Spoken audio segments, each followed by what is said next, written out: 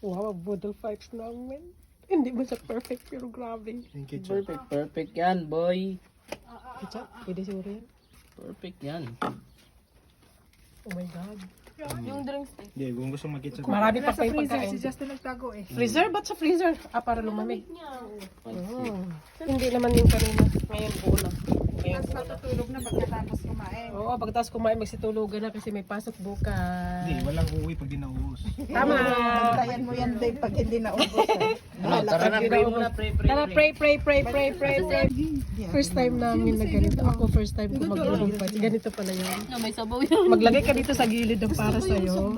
Ang gano'n, ah. Nangungo na ang mga tao. Special dish na Mayroon pa doon. Oh. Hindi ko tinikman yung luto ko, ha?